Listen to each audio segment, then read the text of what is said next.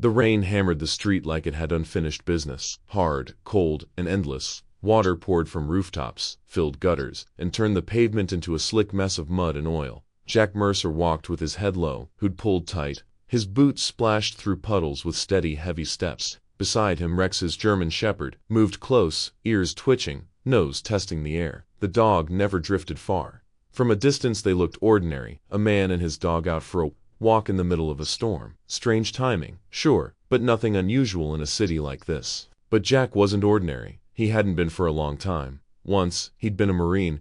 He'd seen deserts burn under the sun, cities collapse under fire, and men break under pressure no one should face. Those memories stayed with him. Not the glory, not the medals, just the faces, the noise, the losses. He carried it all home, and it didn't let go. Now, years later, he kept to himself. No family, no friends, just Rex. He lived in a small apartment, shopped late when the stores were empty, and ran the same streets every morning. Same route, same pace. Routine kept him steady. Rex was more than a pet. The dog had been trained, disciplined, sharp, and somehow, he'd also become Jack's anchor when the nightmares came. When the walls closed in, Rex pulled him back to the present. Without the dog, Jack wasn't sure he'd have made it this far. This was his life now, quiet, contained, manageable, until he heard it, a cry. It tore through the storm like glass breaking, high-pitched, human, full of panic. Jack stopped. Rex froze, body tense, ears pointed toward the sound. At first, Jack thought it was in his head. PTSD had tricked him before, echoes of voices, flashes of sound that weren't real. But then it came again, shorter this time, choked. His eyes narrowed at the alley ahead, dark, narrow, no lights, the kind of place people crossed the street to avoid. Jack clenched his jaw. He didn't want this. He wanted to walk past, go home, close the door, forget it. But he couldn't. Not after hearing it. Not after everything. Stay close, he muttered. Rex answered with a low growl. Jack stepped into the alley, his senses sharpened, the old training switching on. Eyes scanned corners, ears picked up shifts in the storms. Rhythm. His body knew this drill even after all these years. Boots splashed softly. Sound carried too much in the narrow space. 10 yards in, he found him, a man slumped against the wall, rainwater streaming down his face, blood mixed with it, thick and dark. The uniform told Jack everything. A police officer, badge cracked, gun gone, shirt torn. Whoever had done this hadn't held back. Jack dropped to one knee, Rex guarding his flank, eyes never leaving the shadows. "Hey," Jack said, voice steady but low. "Don't move, you're hurt." The officer's eyes fluttered open, clouded, pain-heavy. He tried to speak but coughed instead, blood spilling at his lips. His hand shot out, gripping Jack's sleeve with surprising strength. You have to listen," the officer rasped. Each word scraped out like it might cost him his life. Jack leaned closer, rain dripping off his hood. "I'm here. Talk to me." "They know." The officer's throat caught. He forced the words. "Bet they know who you are." Jack froze. His heart slammed once, hard. "What do you mean?" he demanded. The officer coughed again, trembling. "They set me up. I couldn't stop them. You're not safe. Not anymore." Jack's grip tightened on the man's shoulder. His mind raced. He hadn't been in the game for years. Nobody should care who he was. Nobody should even remember. But the look in the officer's eyes told him this wasn't paranoia. It was real. Rex barked once, sharp and sudden, echoing off the brick walls like a gunshot. Jack's head snapped up. Movement. At the far end of the alley, shapes in the dark, shifting where there shouldn't have been any. He moved instinctively, body shielding the officer, every muscle ready. His hands curled into fists, heart steadying into that familiar rhythm, the one he thought he'd left behind. Jack Mercer, the Marine, wasn't gone. He never had been, and one cry in the rain had just brought him back. The storm kept pounding, drowning out the city's usual noise. In that alley, though, the sound of the rain wasn't the loudest thing. It was the officer's breathing, shallow, ragged, each gasp a fight he was losing. Jack Mercer pressed a hand to the man's chest, trying to keep him steady. "Stay with me," he said firmly. "Help's coming." It was a lie. Jack hadn't called anyone yet. His phone was in his pocket, but instincts told him to hold off. Too much didn't add up. A uniformed cop, beaten nearly to death, left in an alley. No backup, no sirens. It stank of setup. The officer's grip tightened on Jack's sleeve. Don't call it in," he forced out. His voice was sandpaper. Each word dragged out. Jack frowned. "You need a medic. You won't last. Listen." the officer hissed, blood bubbling at his lips. His eyes were wild, desperate. You don't get it. It's a trap. They'll know you were here. Jack's stomach knotted. Who? The officer coughed, shook his head. Not safe here. Not safe anywhere. You have to finish what we started. Jack leaned closer, rain dripping off his hood. What are you talking about? What did you start? The officer swallowed, voice cracking. The case, corruption. They buried it, changed the witnesses, twisted the reports. And now he broke off, eyes rolling for a moment. Then, with sudden clarity, he locked onto Jack. Your old unit. Someone's alive, and they're behind this. Jack froze. His pulse hammered in his ears. His old unit, that was years ago. Most of those men were gone, scattered, or dead. He'd buried that part of his life. You're not making sense, Jack said, voice low. But a part of him knew it did make sense. Too much sense. The officer clutched harder. Don't trust anyone, not even the ones who saved you. You hear me? Not to anyone. The words sank in like ice water. Jack wanted to press for more, but the man's strength gave out. His hand slipped from Jack's sleeve, falling limp into the puddle beneath him. Damn it, Jack checked his pulse. Weak, fading fast. He finally yanked out his phone, dialing 911 with fast fingers. The dispatcher answered.com and detached. Jack gave the location, kept his voice clipped. Officer down, critical. Send units and an ambulance now. Copy that, the voice said. Stay on the line. Jack ended the call. He didn't trust staying connected. Not if what the officer said was true. Rex shifted suddenly, growling deep in his chest. His ears locked on the far end of the alley. Jack followed his gaze. Shadows moved again. This time, clearer. 2 figures. Maybe 3. Watching Jack's blood went cold. Whoever had done this wasn't gone. They'd stuck around, waiting to see who showed up, and now they knew. Jack slid his arm under the officer, but the man was too far gone to move fast. He wasn't sure he could drag him out before the others closed in. Easy, buddy, Jack whispered to Rex. The dog's muscles quivered, ready to launch. The figures didn't move closer, not yet, just standing there, letting him know they were watching. Jack's instincts screamed at him. This wasn't random. This wasn't bad luck. The officer's warning echoed in his head. They know who you are. Red and blue lights flashed faintly at the far end of the street. Sirens, still distant but closing fast. Jack knew he had seconds to decide, stay here and risk being surrounded, or walk away before the cruisers rolled in and painted him into a corner. The officer stirred one last time, lips trembling. He whispered something to faint for the rain. Jack leaned down, catching only fragments. They'll come for you, first. Then his chest went still. Rex barked once, sharp and urgent. The shadows at the alley's end slipped away, swallowed by the storm. Jack stood there in the rain, phone in his fist, officer dead at his feet, and the sound of approaching sirens closing in. He had a choice: explain himself to cops he couldn't trust, or vanish before the net dropped. Either way, his quiet life was over. The sirens got louder, too close. Jack Mercer couldn't stay. Not after what the officer had said. He pulled Rex by the collar, slipping into the side streets. Within minutes he was gone from the scene, just another shadow in the storm. The cops would find the body, but not him. He couldn't risk being trapped back at his apartment. Jack sat in the dark, clothes soaked, hands still sticky with blood. Rex paced the floor, restless. Jack replayed the words in his head. Your old unit. Someone's alive. Don't trust anyone. It didn't make sense. His unit was gone, or so he thought. And why would a dying cop bring that up? Unless the officer knew something. Jack dug into his closet, pulling out an old metal case he hadn't opened in years.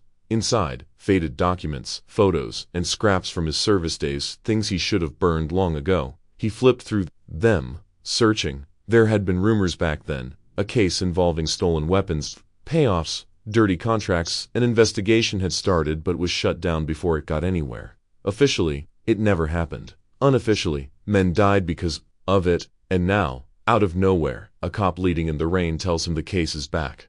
Jack's phone buzzed, unknown number. He almost ignored it but swiped anyway. A voice distorted but calm. You were there tonight. That was careless. Jack froze. Who is this? You already know. The voice was steady, like someone with nothing to fear. The case wasn't buried. It was rewritten. The witnesses, they were replaced. The truth's gone. And so are the people who spoke it. Jack clenched his jaw. Why tell me this? Because you are meant to die with it. But you slipped the noose. That mistake won't happen twice. The line went dead. Rex barked sharply at the silence. as if he understood. Jack set the phone down slowly. His chest felt tight. Whoever it was, they knew exactly who he was, and exactly where to find him. He leaned back, mind racing. Witnesses replaced. That matched what the officer said. Someone had covered their tracks by rewriting the past, and if Jack's name was tied to it, that meant he was on the list.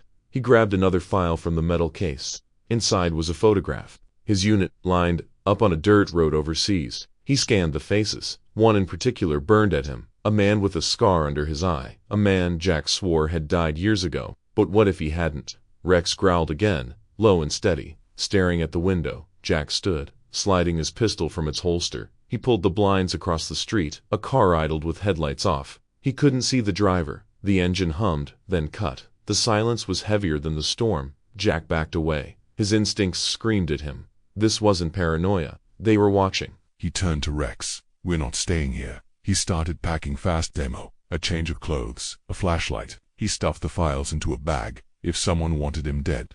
Sitting still was the worst option. Before leaving, Jack paused, staring at the photo again.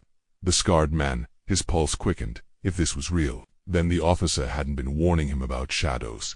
He'd been warning him about flesh and blood. Someone Jack once fought. Someone who should have been buried in the desert, was alive and now running the game. Jack zipped the bag, slung it over his shoulder and slipped out the back door. The rain had slowed, but the streets were slick. Shining under the weak glow of street lamps, Jack moved fast, Rex at his side, as they turned the corner. He caught sight of it again, that same car, parked half a block down, the driver's door, who opened. A figure stepped out, tall, broad shoulders, even in the dark. Jack knew the way he moved, deliberate, military. Jack's stomach dropped. It wasn't just a hunch anymore. The ghost of his past was standing on the same street. Rex spat his teeth. Ready. Jack raised his weapon but didn't fire. Not yet. He needed to know for sure. The man stopped under a streetlight, face still hidden by shadow, and then he spoke. "Mercer." His voice carried across the wet pavement, sharp and familiar. Long time. Jack froze. That voice belonged to someone he buried years ago. The storm hadn't followed him. It had found him. Jack didn't blink. The figure under the streetlight didn't move either. The rain hissed against the pavement, filling the silence. Then headlights flared. A second car screeched from the corner, speeding straight toward him. "Move." Jack yanked Rex to the side as the sedan clipped the curb, missing him by inches. Glass shattered from gunfire, automatic fire ripping through the empty street. Jack dove behind a trash bin, pistol up. Rex stayed tight, growling. The scarred man didn't fire. He just stood there, arms crossed, watching. The gunfire came from the car, not him. A test, a message. Jack fired back. 2 quick shots into the windshield. The car spun, swerved into a pole. Steam hissed. But before Jack could move in, the driver's door flew open and the shooter crawled out, already bleeding. Jack stepped closer, weapon trained.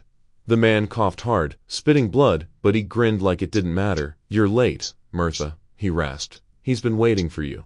Then he pulled something from his pocket, small metal scratched. Jack recognized it instantly, a military challenge coin. Not just any coin, the one from his old unit. Jack's pulse hammered. That coin should have been buried overseas, same as the man it belonged to. The shooter laughed once, a wet sound, and collapsed. Dead. Rex barked, tense, ears flat. Jack crouched, snatching the coin. He turned it over. On the back, etched deep, a single phrase. "No witnesses." Jack shoved it into his pocket.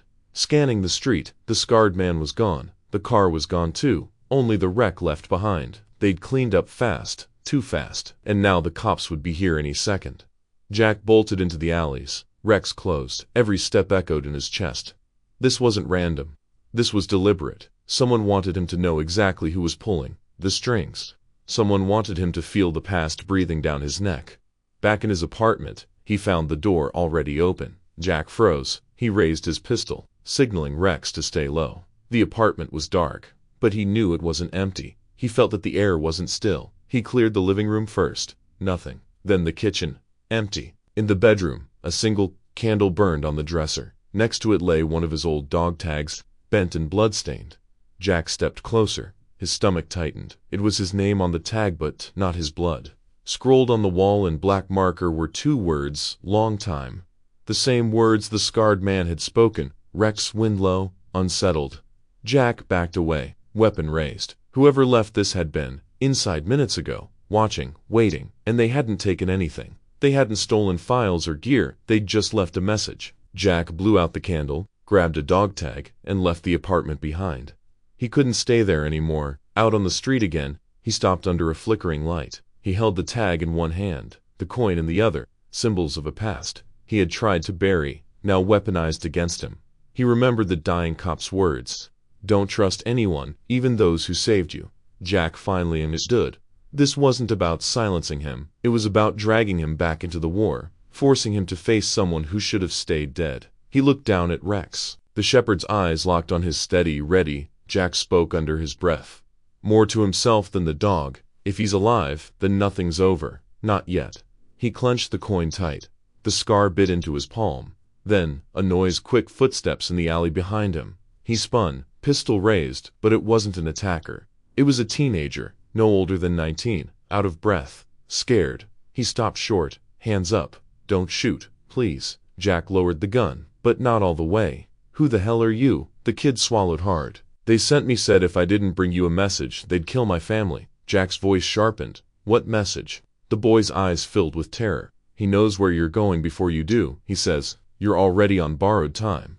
Then the kid bolted, vanishing into the night before Jack could stop him. Jack stood frozen, the storm washing over him. His blood ran cold. Whoever this was, whoever had risen from the grave, they weren't just hunting him. They were inside his moves before he made them. The game had already started, and Jack wasn't sure if he was the hunter or the bait.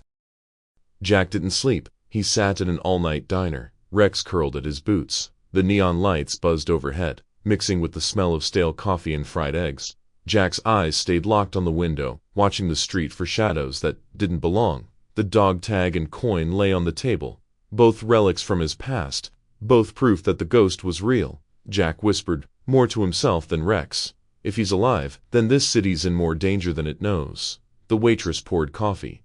Jack barely noticed.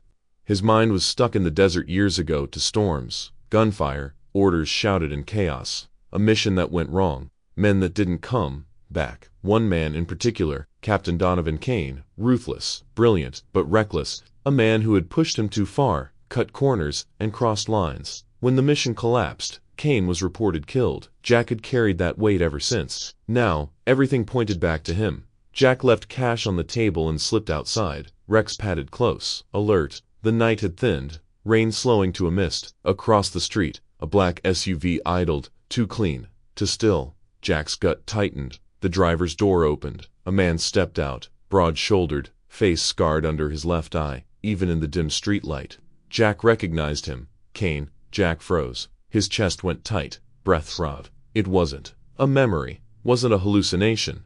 Donovan Kane stood alive in front of him. Kane smirked. Mercer, thought you'd crawl into a hole and stay there. Guess I was wrong. Jack raised his pistol halfway. His voice was steady, but his hand wasn't. You died. I saw the reports. I saw the body. Kane spread his arms casually. Reports can be rewritten. Bodies can be switched. You of all people should know that. Rex growled, teeth bared. Kane's eyes flicked down. He laughed, still dragging that mud around. Some things never change. Jack's grip tightened on the gun. What do you want? Kane stepped closer. Confident. What I've always wanted. Order, power, survival. You cling to honor, Jack, but honor doesn't pay. Honor doesn't protect you when the world turns its back. I chose differently. Jack's jaw clenched. You betrayed us. No. Kane's voice hardened. I adapted. The system chewed us up and spit us out. You hide in cheap apartments with your dog. I built something real, a network, control. Men who follow orders without question. Jack kept his pistol trained, his stomach twisted. This wasn't just survival talk. Kane believed every word. Kane tilted his head, smirking again, and now you've walked right back into it. Like you never left. Suddenly, ties screeched. 2 more SUVs swung around the corner, boxing Jack in. Doors opened, armed men spilled out, rifles leveled. Jack grabbed Rex's collar, backing toward the alley. Not tonight, he muttered. Kane didn't chase. He just called out. Voice echoing across the street. You can't run from this forever. Mercer, you and I wear the same war, just different sides, and sooner or later you'll have to choose. Jack ducked into the alley as gunfire erupted, bullets sparking off brick. Rex pulled him forward, faster. Slipping through the dark, they zigzagged, leaping fences, ducking trash bins. Finally, Silence. Jack crouched, chest heaving. Rex panted beside him, ears still perked. Kane was alive. Kane was leading the operation, and Kane wanted him pulled back into it, not just killed. Jack pressed his back against the wall, trying to steady his thoughts. The officer had been right. This wasn't about cleaning up old messes. This was about rewriting the past to fit Kane's story, and if Kane had the power to rewrite, Jack needed someone who remembered the truth. There was only one man left who might know, Daniel Briggs, an old teammate. They hadn't spoken in years, too much bad blood, but Briggs had been close to Kane. If anyone had answers, it was him. Jack looked down at Rex. Time to wake some ghosts. He stood, checked his weapon, and disappeared into the night. Jack Mercer hadn't spoken to Daniel Briggs in almost 8 years. The last time they saw each other, it ended in shouting, broken trust, and silence. Now Jack stood outside Briggs's small mechanic shop on the edge of town. The neon sign buzzed, faintly. Half the letters burned out. Midnight had passed, but the light inside was still on. Rex shifted restlessly at his side. Jack muttered, "Yeah, I don't like it either." He pushed the door open. The smell of oil and metal hit him instantly. Inside, under a hanging bulb, Briggs leaned over an engine block, grease on his hands. He looked older, heavier, but the sharp eyes hadn't changed. Briggs froze when he saw Jack, then his face twisted with anger. "You've got some nerve." Jack kept his hands visible, calm. "I wouldn't be here if I had a choice." Briggs tossed the wrench onto the bench. "You lost that choice years ago when you walked away, when we needed you." Jack swallowed the words he wanted to say. He didn't come here to fight, but Briggs wasn't going to make it easy. "It's Kane," Jack said quietly. Briggs blinked. "That's a hell of a name to throw in here." "He's alive," Jack continued. "He's running something big. People are already dead. I need to know what you know." Briggs laughed bitterly. "You think you can just stroll in, drop that name, and I'll open up? You don't get it. Kane's ghost has been hanging over all of us. Some of us tried to bury it. You just ran." Jack's jaw tightened. "I ran because I couldn't breathe, because every night I saw their faces. You think I wanted that?" Briggs slammed a fist against the workbench. "We all saw their faces, Jack, but some of us stayed. Some of us carried the weight instead of hiding behind a dog." Rex growled at the outburst. Stepping forward, Briggs didn't flinch. The silence stretched, heavy. Jack finally spoke, voice low. "He left me a message, a coin from our unit, a dog tag, and his men, they attacked me. He's not just alive, Briggs, he's moving pieces. And if he's rewriting the past, then maybe you know what's been erased." Briggs rubbed his face, pacing. For the first time, the anger cracked into something else, fear. There were whispers after he died. Briggs muttered, "Paperwork. That didn't add up. Men disappearing from the system. I thought maybe it was just my head. Maybe I wanted someone to blame. But if you're telling me you saw him..." Jack nodded once. "It's him, no doubt." Briggs turned, glaring hard. "And what do you expect me to do? Help you play hero again? Last time we followed Kane, half the squad ended up in body bags." Jack's voice was firm. "I'm not asking you to follow me. I'm asking you to help stop him before more people end up dead. You owe them that much." Briggs's stare burned. Then he shook his head. "You don't get it. Kane isn't just some rogue soldier anymore. He's got backers, politicians, money. You go after him. You won't just be fighting ghosts, you'll be fighting the system that keeps him standing." Jack stepped closer. "Ben helped me tear it down." Briggs's hands trembled, just slightly. He wasn't the same soldier, Jack remembered. The years had ground him down, but under it all, Jack could still see the man who once had his back. In every firefight, Briggs finally exhaled. "There's a storage locker. Kane used it before he vanished. Last I heard, some of his old crew still use it as a drop site. If you're serious, that's where you start." Jack nodded. "Where?" Briggs scribbled an address on a piece of paper, shoved it into Jack's chest. "But listen to me. You walk into this, you won't walk back out. Kane doesn't leave loose ends. He'll break you, Jack. And this time, no one's pulling you two out." Jack stuffed the paper into his pocket. "Then I guess I don't plan on leaving loose ends either." Briggs's eyes narrowed. "You've changed." Jack shook his head. "Not enough." He turned to leave. Rex followed. But before Jack reached the door, Briggs called out, "Mercer." Jack glanced back. Briggs's voice was low, uneasy. "If Kane's alive, then you should know. Not everyone from the unit stayed clean. Some of them chose his side. Don't assume you know who you can trust." Jack didn't answer. He just walked into the night. Rain starting again. Rex padded silently beside him. As they reached the truck, Jack unfolded the paper. The address was across town, near the docks. Remote, easy to hide things, easy to bury bodies. Jack pocketed it, started the engine. His gut told him the place wouldn't be empty. If Kane was half the strategist he used to be, he'd know Jack was coming before he even got there. The storm was back, and this time, it wasn't just weather. The docks were empty at night, just the sound of waves slapping against rusted hulls, chains rattling in the wind. Jack parked 2 blocks away and walked in on foot, Rex close to his side. The address Briggs gave him pointed to an old warehouse near the waterline. Its windows were broken, its doors chained. Too quiet, too obvious, Jack whispered. This stinks. Rex's ears twitched, a low growl rumbled in his throat. Jack circled wide, moving between stacked shipping containers. His boots made no sound on the wet concrete. Every sense was sharp. The old instincts kicking in. Halfway across the yard he saw it, a tripwire, almost invisible, strung low between 2 crates. He crouched, examined it. Not crude, military grade. "They know I'm here," he muttered. He cut the wire, but that only confirmed what he already felt. This was a hunting ground, and he wasn't the hunter. Click echoed. Then a spotlight snapped on, flooding the yard. Voices shouted from the dark. Mercer. Gunfire erupted, bullets sparking off steel. Jack dove behind cover, returning fire in controlled bursts. Rex stayed low, barking furiously, ready to charge at his command. But these men weren't street thugs. Their formations were tight, communication clear. Ex-military just like him. Then he heard its short whistle signals cutting through the night. Familiar, too familiar. The same ones his unit used years ago. They weren't just copying Kane's playbook. These were his men. Soldiers Jack once fought beside. One voice called out from the dark. "Jack, drop it. You don't have to die here." Jack shouted back. "Who is it?" Silence. Then laughter. Cold. Humorous. "Guess you'll find out when we put you in the ground." Grenades clinked against metal.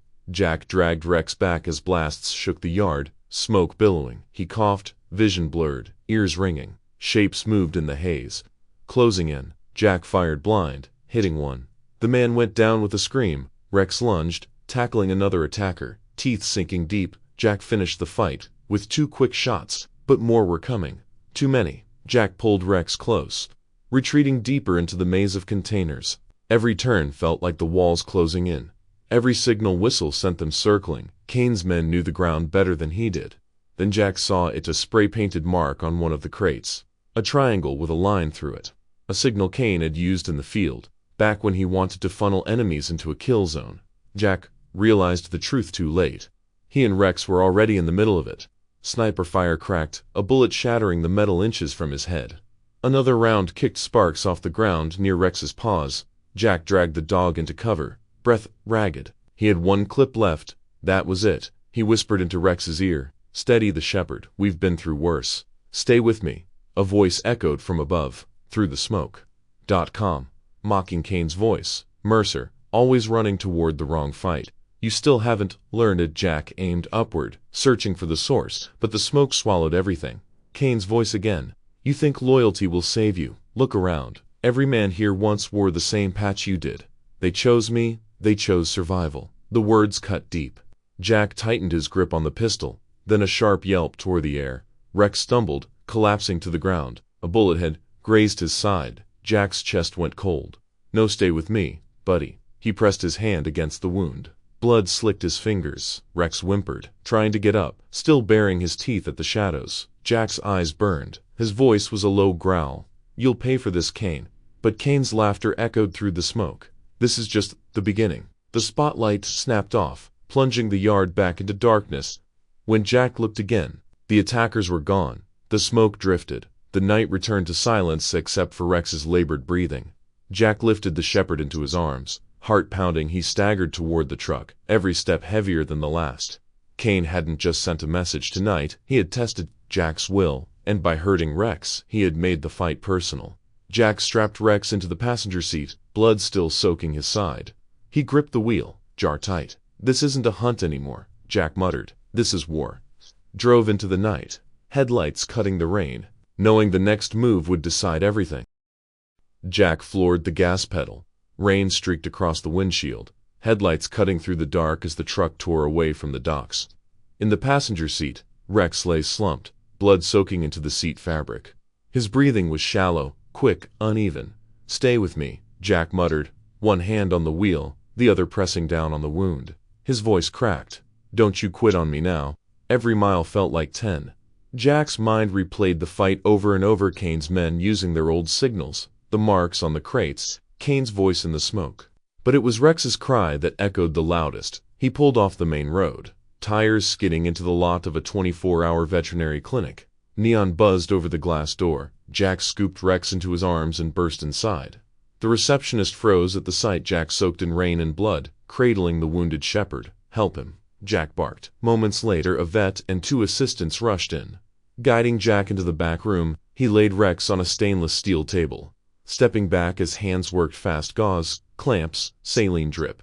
Jack stood in the corner, fists clenched so tight his knuckles turned white. He had been on battlefields, he had seen men torn apart. But this felt worse. Rex wasn't just a dog, he was the last piece of family Jack had left.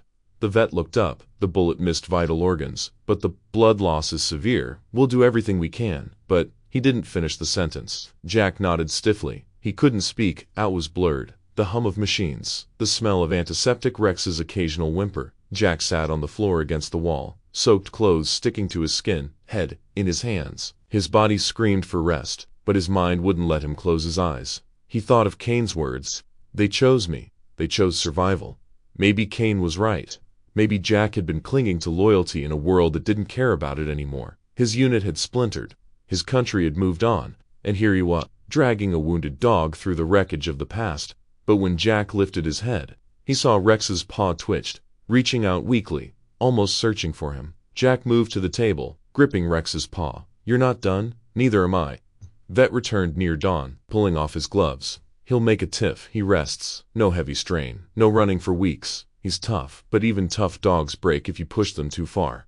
Jack exhaled for the first time all night. Relief washed over him, but it came with another weight. He knew Kane wouldn't wait. The clock was ticking, and now his partner couldn't fight at full strength. Driving home with Rex sedated beside him, Jack wrestled with the choice ahead. He could pull out, disappear, put Rex first, or he could go after Kane and risk losing the only one who had never abandoned him. Back at the house, Jack set Rex on a makeshift bed near the couch. He sat down beside him, watching the dog's chest rise and fall. For a long while, the room was silent, except for the steady sound of breathing. Then Jack spoke, voice low, like a confession. "I almost gave up. Once you dragged me out of it. You kept me alive when nothing else did. If I walk away now, what does that make us?" Rex stood faintly, as if responding, his eyes half opened, tired but still burning with the same loyalty Jack had seen on every mission, every fight. Jack swallowed hard.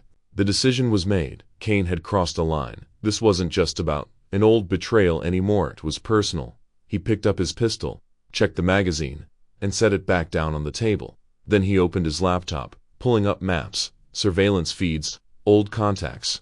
His mind shifted gears, soldier mode taking over, but beneath the planning, a fear gnawed at him. If Rex couldn't fight, Jack would be going in alone, and if Kane had turned more of his old brothers against him, he might not walk out this time. The dog whimpered softly, and Jack reached over to rest a hand on his side. "Rest, buddy. Heal up. I'll finish this." He stood, eyes hard, shoulders squared. Kane thought he had broken him tonight, but all he had done was light the fire again. The hunt wasn't over. It was just beginning.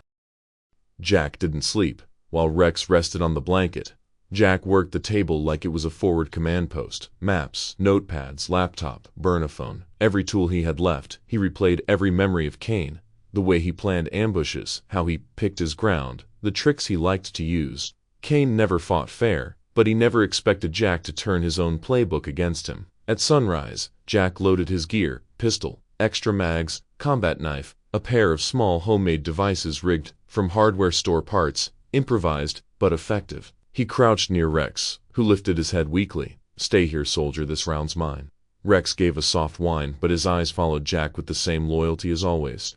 The first step was bait. Jack drove to a rundown warehouse on the edge of the industrial district. It was the kind of place Kane's crew would use for drops, abandoned with enough exits to stage a fight. Jack scouted the area, checked the blind spots, then left a trail. A burner phone accidentally pinged an old frequency he knew Kane monitored, just enough to make it look like Jack was moving sloppy, bleeding information. Now the waiting game.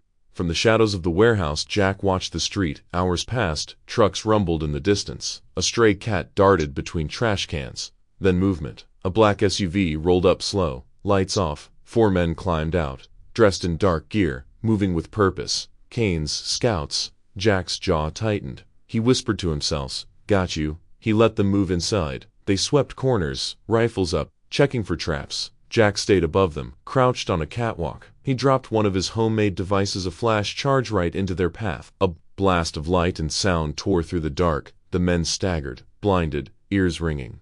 Jack dropped down fast, hitting the first man with the butt of his pistol. Spinning into the second with a clean strike to the throat, he fired once, controlled, precise, dropping the throat. The last stumbled back, firing wild bullets sparking off steel beams. Jack slid behind cover, then flanked him, pressing the muzzle to the man's neck before he could recover. "Tell Kane I'm not running," Jack growled. "Tell him I'm hunting him now." The man froze, terrified. Jack slammed the pistol across his head. Dropping him cold, Jack dragged the bodies into the shadows, wiped down the scene, and vanished before reinforcements arrived. He didn't need bodies to pile up. He needed Kane rattled. By the time Kane got word, Jack wanted him second-guessing every move. That night, Jack struck again, this time at a stash house Kane's men guarded. He cut power to the block, slipped inside like a ghost, left their supplies burning in the alley. No kills, just chaos, a message. Each hit chipped at Kane's control. Jack could feel it. The old instincts returned, the rhythm of combat, the cold clarity. For the first time in years, he wasn't just surviving, he was fighting back. But he knew the risk. Every move tightened the noose around both of them. And Rex wasn't by his side this time. The silence without him felt heavy. 3 nights later, Jack finally got what he wanted. Kane's voice on the line, a distorted number. But Jack recognized the tone instantly. "You think this is a game, Mercer?" Kane's voice was calm, but under it was something new, tension. Jack leaned against a wall, phone to his ear. "You drew first blood. Now you're bleeding out. I'm just speeding it up. You've got nothing left." Kane spat. "One broken dog and your ghost stories. I've got men, money, reach." Jack smiled coldly. "Then why do you sound scared?" There was silence. Then Kane laughed, low and sharp. "You want me? Fine. Tomorrow night, Pier 34, no more shadows. Let's finish it." The line went dead. Jack lowered the phone, staring into the dark. His chest tightened, not from fear, but from the weight of what was coming. Pier 34. Neutral ground, the kind of place both of them had used before overseas. Kane was daring him into the open. Jack holstered his pistol, eyes hard. "You're on." Behind him, Rex stirred, trying to rise. Jack knelt quickly, steadying him. "Not this time, buddy. Rest. I'll end it." The storm outside picked up, thunder rolling over the city. The showdown was set, and Jack knew there was no turning back. The night was cold, the pier nearly empty. Rusted shipping containers lined the docks, chains rattling in the wind. Rain dripped off the metal roofs. Steady and sharp, Jack Mercer moved like a shadow, pistol in hand. Every step echoed in the cavernous space. Pier 34 neutral ground once, now a trap. A voice cut through the silence. "You came?" Kane stepped out from behind the container, same height as Jack, but heavier, broader. His beard was flecked with gray now. His eyes, hot, calculating, hadn't changed at all. No men. No backup, just Kane, hands empty. Jack kept his weapon leveled. "You always liked the drama," Kane smirked.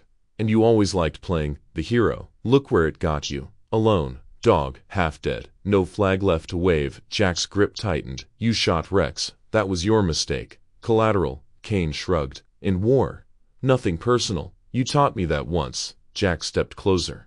Gun never wavering. "We're not at war. That's where you're wrong," Kane snapped, voice rising. "It never ended. Out there," he pointed to the city skyline. "It's the same fight. Only difference is, I adapted. You didn't." Jack's jaw tightened. "You sold out. I survived." Kane fired back. "While you sat in the dark, drinking yourself stupid, waiting for nightmares to fade. You think loyalty saves you. Loyalty's a leash. They cut us loose the moment we weren't useful." Jack's chest burned. The words stung because some of them were true. But he didn't lower his weapon. "You had a choice, and so do you," Kane said, stepping forward now, hand still open. "Come with me. We could own this city. Money, men, power. You know I'm right. You know the world doesn't reward martyrs, only redditors." For a long moment, the only sound was the rain. Jack stared at him, every muscle locked, memories flooding, missions, firefights, brothers in arms. Once, Kane had been one of them. Once, they'd saved each other's lives, but that man was gone. Jack's voice was low, steady. "You're not my brother anymore." Kane's smile vanished. His eyes went cold. "Then you're already dead." He moved fast, hand flashing to his side, pulling a pistol.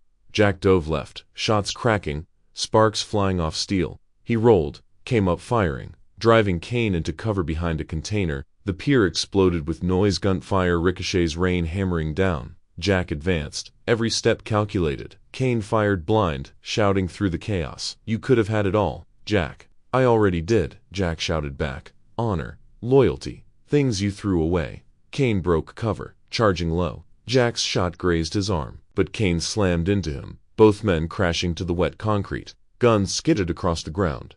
Grappled, fists landing hard, years of training colliding in raw force. Kane slammed Jack's head against the floor, snarling. Jack twisted, drove an elbow into his ribs, rolled free. Both scrambled for their weapons. Jack got there first, kicking Kane's pistol into the water. Kane laughed, blood dripping from his lip. "Do it, end me. Be the killer they made you." Jack aimed, chest heaving, finger on the trigger. The rain blurred everything except Kane's face. Memories surged. Officer whispering, "Don't trust anyone." Rex bleeding on the table. Kane's voice telling him loyalty was weakness. His hands shook, not from fear, but from the weight of the choice. Kane leaned in, daring him, "Pull it, or prove me right." For a heartbeat, Jack's world narrowed to a single decision. Then shadows moved at the far end of the pier, figures emerging, rifles raised. Not Kane's Met Police. Lights flared, voices shouting, "Drop it, drop your weapon." Jack froze, caught between Kane and the circle of guns. Kane's smile returned, slow and vicious. "You're too late, brother. Looks like I'm not the only one who adapted." Jack's finger tightened on the trigger, sweat mixing with the rain. The choice was seconds away, and no matter what he chose, nothing would ever be the same. Red and blue lights cut through the rain. The shouts of police officers echoed across the pier. "Drop the weapon. Hands where we can see them." Jack stood frozen, pistols still trained on Kane. His chest heaved, rain dripping into his eyes. Kane smirked, lifting his hand slowly, playing it cool, easy. "Officers, I'm unarmed. He's the one you want." Jack's finger twitched on the trigger. Every instinct screamed to pull it, to end this before Kane could twist the truth. But one wrong move and a dozen rifles would cut him down. He lowered his gun, letting it clatter to the wet concrete. His hands rose. Two officers rushed forward, grabbing his arms, forcing him to his knees. One of them shouted into a radio, "Suspect in custody." Jack's jaw clenched. "You don't know what you're doing. He's the one pulling the strings." Kane stepped closer, the picture of calm. "That's a dangerous man," he told the officers. "I tried to reason with him, but he snapped. Same as overseas. Same as always." Jack's head snapped toward him. Rage burned in his chest. "You lying bastard." One officer shoved him down harder. "Shut it." Kane crouched slightly, just enough so only Jack could hear. His voice was low, venomous. "You see how easy it is. You cling to loyalty, and they still chain you. I walk free because I adapted." Jack struggled against the grip of the cops, but the steel cuffs clicked around his wrists, cold, heavy. The lead officer barked, "Get him out of here." They dragged Jack toward a squad car. Rain hammered his face, but he kept his eyes locked on Kane. The man stood under the flashing lights, playing the victim perfectly. Jack shouted, voice roar, "He's behind it all. The drugs, the bodies, you're protecting a traitor." No one listened. At the car, they shoved him into the back seat. His reflection in the glass stared back at him, tired, beaten, haunted. Inside, Jack's chest tightened, not from the cuffs, but from the weight of betrayal. Not just Kane's, but the system's. The same system that had used him, then tossed him aside, for a moment. He thought about giving in, letting it all end here. Maybe Kane was right. Maybe the world only rewarded predators. Then he remembered Rex lying at home, patched up, fighting to live. He remembered the officer on the pier, whispering, "Don't trust anyone." He remembered the faces of men who had died believing in something bigger. Jack's jaw set hard. This wasn't over. The car jolted as it pulled away from the pier. Jack leaned forward, speaking to the young cop in the front. His voice was calm, steady. "Listen to me. You've got the wrong man. That guy can, he's ex-military. He runs guns through these docks. Check the containers. You'll find proof." The cop didn't respond. Jack's voice sharpened. "You think this is just another arrest? You're walking into his game. And when it goes bad, he won't hesitate to let you die."